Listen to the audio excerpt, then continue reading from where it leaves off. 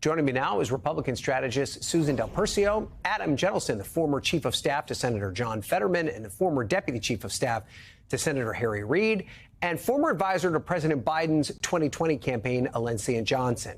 Susan, let's start with you, and I want to show you a new Quinnipiac poll this week that shows in the battleground of Pennsylvania, women are backing Harris over Trump 54 to 41%, whereas men support Trump by a 7-point margin. The comments we're hearing from Donald Trump about Kamala Harris and from J.D. Vance about women more generally, can they pivot this to make a point and inroads with women voters who clearly are going to be an important part of who decides the next president? They can try, but as we've been discussing and will continue to discuss, Donald Trump's not going to change. He's not going to stop being a bully. He's not going to stop going to Georgia and making fun of the very popular governor's, Republican governor's wife. Those are the things that turn off independent and especially women voters. Donald Trump is banking on two things, crime and the economy, as far as issues to go after those suburban women. But right now, it's not going to be enough because in many states we have abortion on the ballot. And also, Donald Trump is just turning them off in droves, similar to what he did in 2020. And Alencia, Vice President Harris could see a boost from a powerful voting bloc, and that is black women. She is a proud member of the Alpha Kappa Alpha sorority, so as a result, she has unique access to millions of members of the Divine Nine Greek organization. Tell us more about that, and how will that connection help her across the country? Well, I'm one of those 2.4 million Divine Nine members. I am a Delta. And let me be honest that our group chats are fired up and talking about wearing our colors at convention, on election day, on inauguration day. And soon after it came out that she was the nominee, you saw the Divine Nine organizations, who are nonprofits, talking about voter mobilization. And then you saw some of them, like the Delta for Action, the Alpha PAC, which is fraternity, I believe the AKAs, their PAC as well, also endorsing Kamala Harris, along with other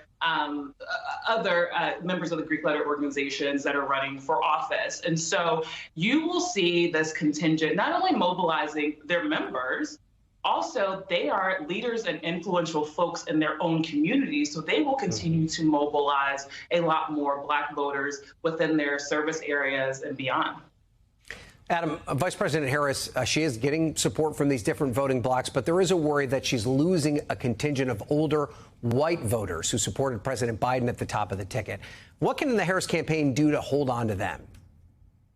Well, I think, first of all, it's not clear that that concern is really grounded in a lot of data so far. The numbers so far have been holding relatively steady, even as she has improved with other blocs like young voters, non-white voters, and women voters over President Biden's performance.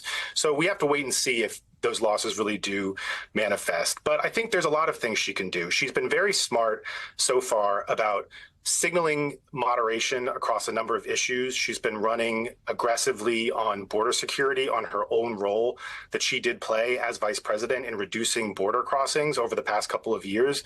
Border crossings are way down. There was a story recently about how Governor Abbott of Texas, who's been famous for shipping migrants to other cities and putting them on buses, he is having trouble filling the buses right now because there are so few border crossings, and border crossings are down so much because of some of the actions Vice President Harris has taken. So I think she's mindful of that risk and is being very smart so far in addressing issues like border security that are important to those blocks of voters. And I think we'll continue to see that probably next week at the convention and as this campaign moves into the fall. So, Susan, we are now anticipating the first debate between Kamala Harris and Donald Trump. It's less than a month away. ABC announced today that it'll be held at the National Constitution Center in Philadelphia. How would you advise either candidate as they start preparing for their first meeting? Well, Trump's hopeless. Let's put it that way. We know he's not going to prepare. He'll do a little, and then he's just going to yell and scream and go around and stalk the vice president on TV if he repeats his performance from 2016 with Hillary Clinton. When it comes to the vice president, I think she has a lot of that training built in as a prosecutor. I think we're going to see her make her case. And what is so important for the vice president in this debate is to really come home to voters under 40, but even more so voters between 18 and 25. They're really looking at her now and being motivated to vote for her. They weren't necessarily ever going to really go for Trump, but they were staying on the couch when it came to Biden. Now they're active. I think that should be more of her target as far as that goes, because she is actually doing well with voters over 65, 70 years old. The problem where Trump does well for her is in the people in their 50s. Mm-hmm. Alencia, there's always a danger in a debate with Donald Trump because he is not afraid to go after someone personally. He said yesterday that he believes he has license to attack Kamala Harris personally. How does she respond if those personal attacks come, not just during the debate, but in these weeks leading up to the debate, and then when she is there face to face against him on the stage? Well, I've noticed over the past few weeks when he makes a personal attack, she gets down to business. She talks about his policies and calls him a bully. I do think that in the debate, of course, he is going to have the personal attacks. We saw what he was doing to Secretary Hillary Clinton.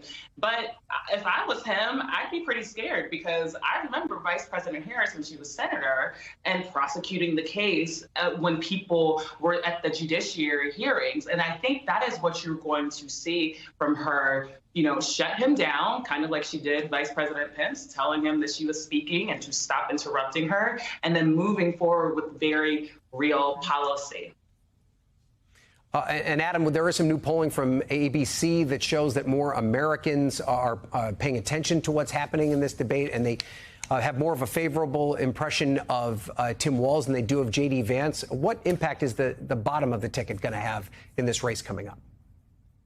Well, I think, vice presidential picks typically don't have a major impact on the race. I think Vice President Harris will win or lose this on her own merits, and so far she is winning.